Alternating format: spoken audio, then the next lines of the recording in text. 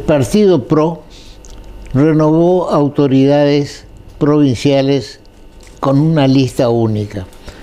Eso es positivo, es una lista, al tener una lista única había dos listas, pero conciliaron y lograron tener una sola lista, y por eso invitamos a la diputada nacional de PRO de Corrientes para que nos cuente cómo fue este proceso de la, digamos, unificación de listas y de la elección de las autoridades provinciales y quiénes son. Porque fue, como decía, una lista común para la provincia, porque hay algunos departamentos que han hecho elecciones, digamos, con dos listas. Bien, bienvenida Ingrid al programa una vez más. ¿Cómo fue que lograron, porque parecía que iba a haber un enfrentamiento en la lista provincial, cómo lograron, digamos, en conversaciones entre las partes, hacer una sola lista y quién es el presidente? Sí, bueno, muchas gracias, doctor, por la invitación. La verdad es que las internas se plantearon el año pasado, principios del 2020, cuando todavía lo del COVID no existía, ¿no?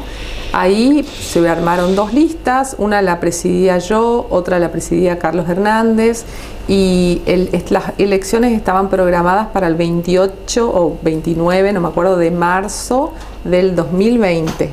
El 20 de marzo se declara la cuarentena. Entonces las elecciones quedaron postergadas. Fue pasando el año, se postergó, las autoridades quedaron postergadas, digamos, ya venía con una prórroga de autoridades y por tercer año se volvía a prorrogar, entonces había que resolver. ¿Quién presidía? En principio procedía Raúl Schiavi, que después él fue a un cargo nacional, entonces quedó la vicepresidente, que era Brambilla. Quedó como presidente del PRO. La que era diputada. Sí, todo el año pasado, digamos. Este año era obligación del partido por una cuestión de ley electoral. No podemos los partidos 4 años estar con las mismas autoridades sin renovar. Y se cumplen 4 años el 31 de marzo. Entonces, bueno, tuvimos que resolver. Y me parece que fuimos muy maduros porque resolvimos en un consenso y dimos el mensaje quizás que muchas veces uno dice, pero después en los hechos concretos es difícil hacerlo, que es dar espacio a gente nueva. Propusimos a Flavio Serra, que es un pediatra muy reconocido. Él fue compañero de fórmula conmigo en las PASO. Fue candidato en 4º término en las PASO a diputado nacional, tuvo una muy buena repercusión, pero nunca fue funcionario público. Hace muchos años está militando en el PRO, pero nunca fue funcionario público y bueno, tenía ganas, entonces lo propusimos para ser el presidente, la otra lista aceptó, también se propuso a la vicepresidenta, que es Lorena Piazza, una chica joven, concejal de Santa Lucía, también aceptamos entre todos, así que se conformó una lista de consenso y creo que fue positivo. Eso se firmó el sábado, después se presentó a la Junta y el 1 de abril entraría en funciones esa nueva Junta Provincial. El 1 de abril. Sí. No tenemos previsto un acto ni nada todavía, pero digamos legalmente sería eso. En lo que respecta a los departamentos, en 14 departamentos se oficializaron listas únicas, o sea, no hay internas. Y en 10 departamentos sí había 2 listas, o en el caso en Santo Tomé, por ejemplo, hay 3 listas. Porque más las internas locales son más disputas locales, a veces relacionadas con las listas provinciales y a veces no, digamos, pero son más disputas locales. Entonces esas elecciones internas tenían que haberse llevado a cabo el 28 de marzo. La Junta Electoral del partido resolvió suspenderlas hasta el 25 de abril por una cuestión sanitaria, porque bueno, había algunas localidades como Goya, Virasoro, que estaban en fase 3. Una de las listas en Goya apeló esa medida de la Junta Electoral y exigió que se hagan las internas. Saladas también, y así hubo. Entonces finalmente se llevaron adelante las elecciones internas en Goya y en Saladas. Y bueno, ese fue el resultado en una localidad. La verdad que también eso, nosotros creemos que el partido debe crecer, tener más afiliados, de modo tal también de demostrar mayor volumen político, porque los números fueron bastante escasos, digamos, en ambas localidades, aún con una alta participación, pero números muy chicos. Entonces, hoy por hoy tenemos una junta provincial, tenemos 10 localidades, 14 localidades confirmadas, 2 más ahora y todavía 8 localidades por resolverse, que yo aspiro a que antes del 25 de abril podamos lograr consenso para que no haya interna en esas localidades. Pero es un éxito para PRO el hecho de que van a tener elecciones internas, quiere decir que hay muchos afiliados. Sí, sí, o por lo menos que hay muchos interesados en presidir las juntas departamentales.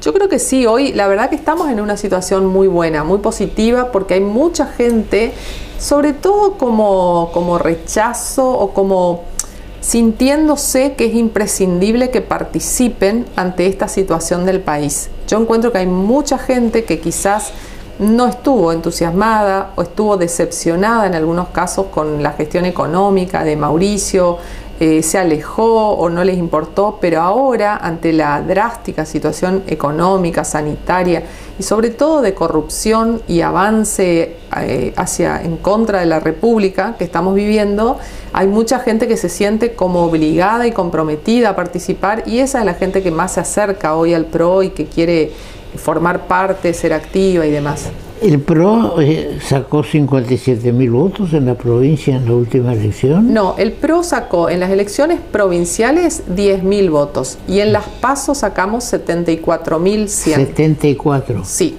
Entonces aspiramos a que tengamos que el PRO, porque las PASO fue un conjunto de partidos, o sea, las PASO participamos nosotros, pero también estuvo la Coalición Cívica, Acción por la República, el Partido Conservador Popular. O sea, hubieron algunos partidos, son chicos, pero todos sumamos volumen.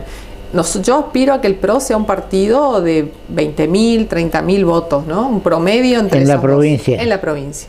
Que superemos esos 10.000 que nunca hemos superado, salvo en esa elección de los 74.100. Sí, porque hay un falso concepto en cuanto al volumen de la fórmula que nos está vigente de Valdés Canteros, sacó alrededor de 320.000 votos, pero el aporte del radicalismo en sí anduvo a los 90.000. Sí. El resto, digamos, es de estos partidos aliados, algunos dicen satélites, pero yo prefiero llamarlos aliados porque no, digamos, satélites queda, no me gusta la expresión, ¿no es cierto? Es decir, ahora se está presentando una situación difícil dentro del radicalismo. Para algunos dicen que no es cierto que haya un enfrentamiento entre Ricardo y Valdés, Ricardo Colombia y Valdés, pero la calle piensa distinto. Parece que lo que ocurre es que el que termina su ciclo de 2 periodos tiene que dejar a alguien, y por segunda vez, digamos, a Ricardo, que deja que le conserven por un periodo el sillón y que después que se lo devuelvan, ya le pasó con su primo Arturo, que tuvo que enfrentarlo en las urnas, y ahora puede pasarlo otra vez ahí con el tema de Valdés. El litoral de hoy dice que Valdés es el segundo gobernador con mejor imagen dentro del país. Ahora, a eso contesta Ricardo diciendo que con imagen no se ganan las elecciones. Yo creo que es uno de los elementos fundamentales. Y él toma una posición un poco de crítica, porque dice que están embelesados con los pavimentos, digamos, con el cordón cuneta, y bueno, son las cosas que tiene que hacer un gobierno, ¿no es cierto? Ahora, dentro del PRO van a presentar lista de diputados nacionales y provinciales. Nuestra idea es ofrecer a la alianza nuestros mejores candidatos. No hemos todavía conversado exactamente de qué lugares. Cuando vino Horacio Rodríguez Larreta algo habló con el gobernador, pero por supuesto, como parte de la alianza ECO más Juntos por el Cambio, tenemos ambición de ocupar ciertos lugares, pero siempre ofreciendo buena gente. Yo creo que si uno siempre ve los perfiles, y si uno tiene un perfil bueno para un candidato, un buen candidato a diputado provincial, un buen candidato a diputado nacional, uno puede ofrecer y puede en cierta forma exigir, porque tiene buenos candidatos. Si uno no tiene buenos candidatos, es muy difícil exigir y no me parece correcto. Ahora, en ese sentido, esa es nuestra misión hoy, trabajar para que surjan esos buenos candidatos, ofrecerlos y trabajar mucho en el interior, porque yo creo que los partidos a veces no tenemos que pensar solo en las candidaturas de diputados nacionales, senadores nacionales, diputados provinciales. También tenemos que poner mucho trabajo en que en cada ciudad haya buenos candidatos a concejales, buenos candidatos a intendentes, y ahí creo que debe estar el mayor foco del PRO en este momento. Sí, lo que ocurre es que muchos ciudadanos rehuyen a participar en la política. Y yo siempre he sostenido, hace muchos años ya, que estoy en la política, de que convencer a la gente que tienen que participar, porque si no entran los buenos, entran los malos. Y hay muchos profesionales, trabajadores, gente independiente, que dicen, no, yo no quiero meterme en la política porque lamentablemente la política no tiene buen concepto, sí, en general, o los políticos, digamos, y entonces no quieren tampoco estar con fulano, con mengano. Y lo que yo insisto en que no hay que romper la alianza antikirchnerista, porque si no va a ganar el kirchnerismo. Sobre todo, a mí me preocupa mucho los diputados nacionales. Sí, yo coincido con esa visión suya, digamos que el frente tiene que mantenerse unido, en eso no tengo ninguna duda. Y creo que las elecciones nacionales van a ser en diferente fecha a las provinciales. Sin lugar a duda, ECO más Juntos por el Cambio en el caso de Corrientes y Juntos por el Cambio en el caso de otras provincias, la mayoría de la nación, tiene que mantenerse unido. Tenemos que hacer un buen frente, porque en el 2017 se hizo una buena elección y gracias a eso tenemos hoy 116 diputados, pero tenemos que tener más y evitar que el Frente de Todos logre mayoría propia, que hoy no lo tiene. Por eso no prosperó, por ejemplo, la reforma judicial en la Cámara de Diputados. O sea que es muy importante eso que usted dice. Y también es muy importante lo anterior. La gente tiene que involucrarse en política, porque es muy fácil decir, bueno, la política está desprestigiada. Obviamente que lo está, pero justamente por las personas que ocupan esos lugares.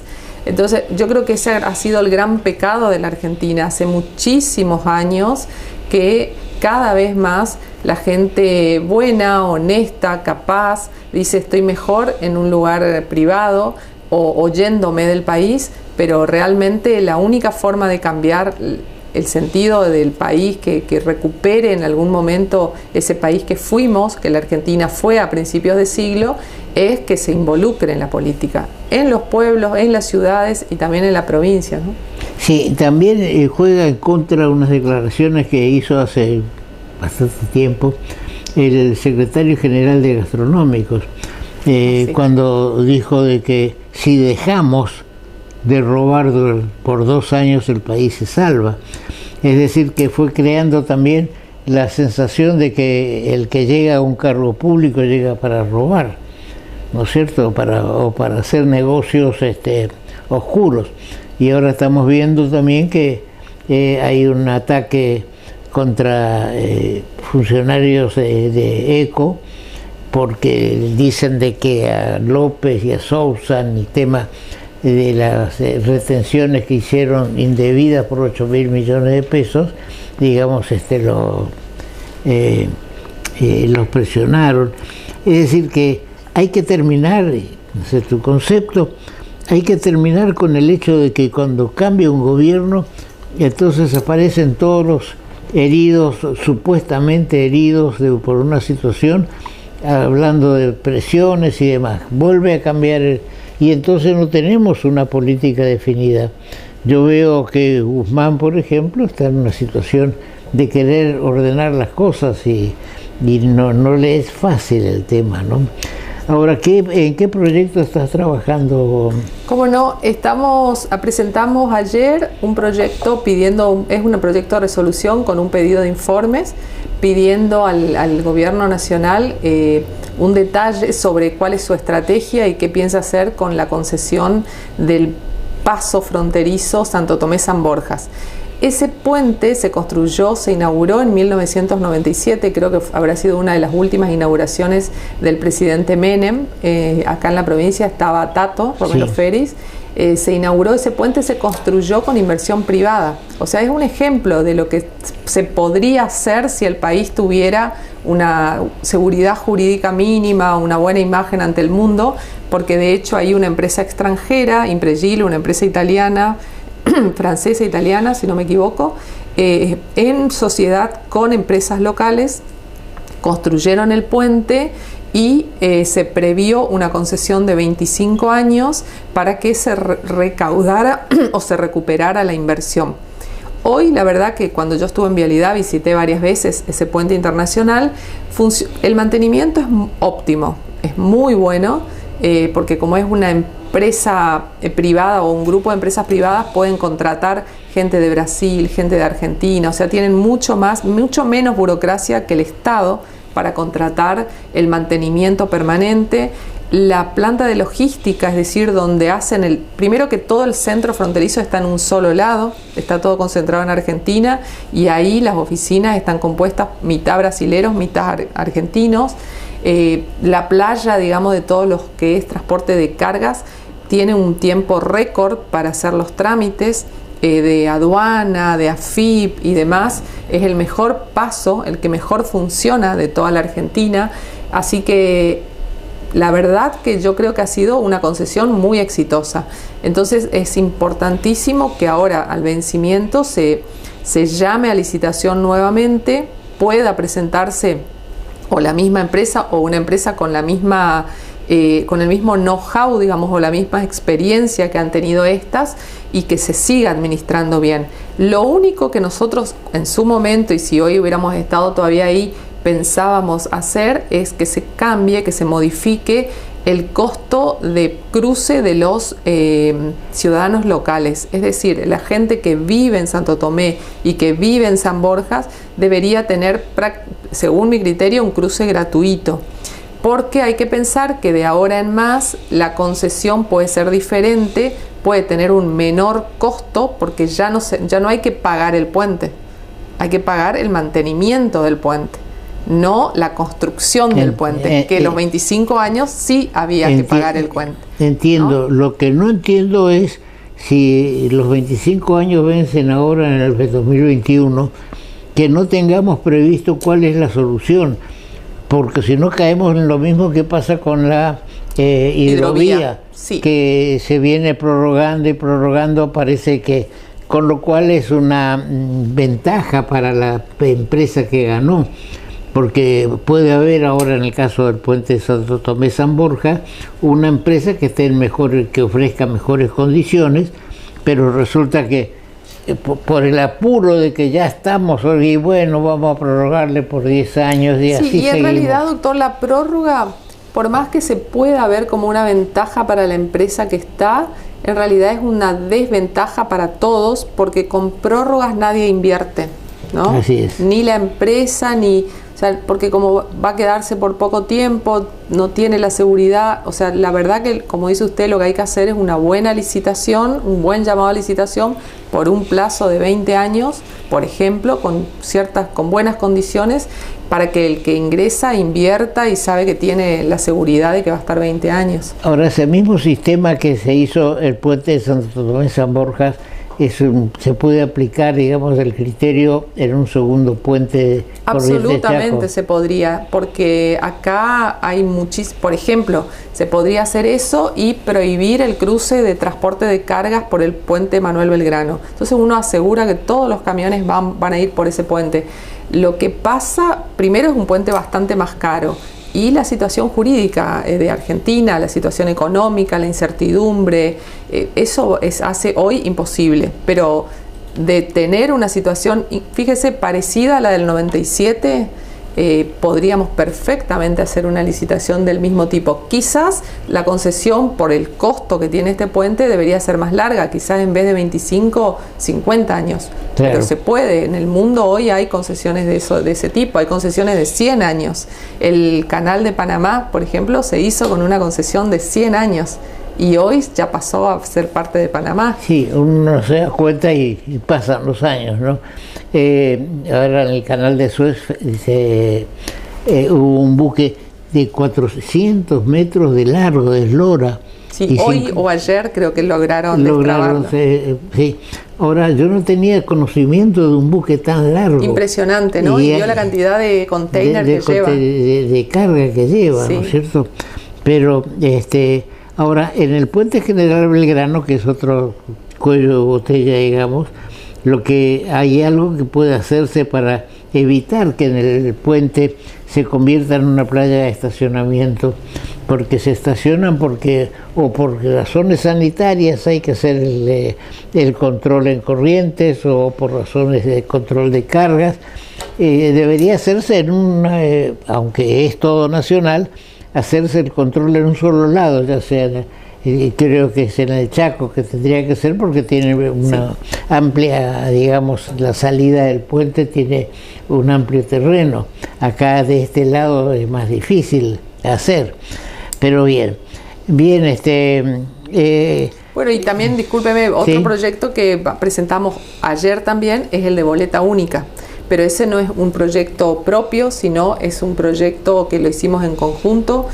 Presentamos diputados del PRO, Coalición Cívica, Confianza Pública, el Partido Evolución, que es el partido de Lustó, el peronismo. O sea, somos, creo, no me equivoco, 10 diputados en total que nos pusimos de acuerdo y que presentamos este proyecto. Yo tengo mucha fe, mucha confianza en que lo podamos debatir y poner en práctica. Siempre para las elecciones nacionales, o invitando a las provincias después que se sumen, pero la boleta única con las categorías de senadores, diputados, para que la gente entre al cuarto oscuro, no encuentre ninguna boleta, simplemente con la que le dan y una virome, tacha a los candidatos. Que es la mesa. Sí, le da la mesa, la boleta. No hay boleteada, digamos. No, como dijimos una vez, evita el boleteo. Pero es muy sano desde el punto de vista sanitario hoy para el COVID, que uno no manosee boletas en el cuarto oscuro. Sí, aparte se evita el fraude, que significa tapar las boletas del partido contrario. Eliminar las boletas de los que no tienen fiscales, claro. Todo eso se evita. Había una disposición provincial que establecía que aquellos partidos que no cumplían un mínimo de votos perdían la personería. Ahora eso se anuló. Sí, se anuló. Porque da las circunstancias que el frente gobernante en Corrientes tiene más de 20 partidos aliados, que algunos aportan 3.000, otros 5.000, digamos, y lo mismo, y mientras que el partido de la Frente de Todo el Justicialismo tiene nada más que 17.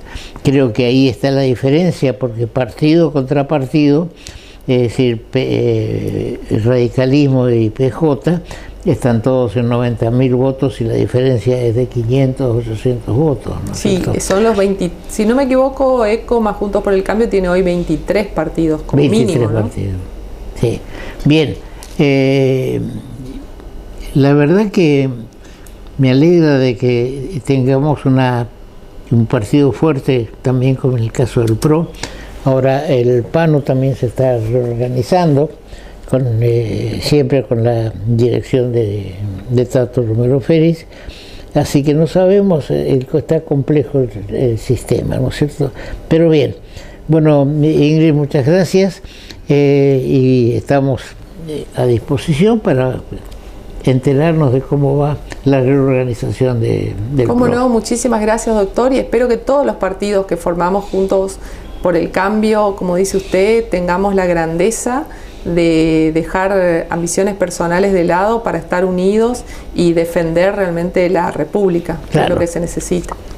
Porque se hace la pregunta a alguien, si le hicieron la pregunta a la diputada, si le gustaría ser vicegobernadora ahora. Y por supuesto, a todos los que estuvimos en política y los que están en política activa, yo ya estoy en otros esquemas, todos tenemos interés y nos gustaría ser, pero no es una expresión para este momento, no sé. No, totalmente, y yo he dicho muy claramente en todos los reportajes que me han hecho que considero que esos lugares como la vicegobernación, la viceintendencia, la vicepresidencia incluso, es prerrogativa del Ejecutivo que encabeza la fórmula.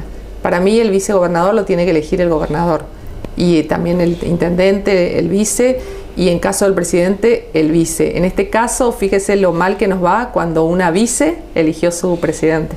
Sí, las cosas al revés. Bien, muchas gracias por tu presencia. Muchas gracias a usted.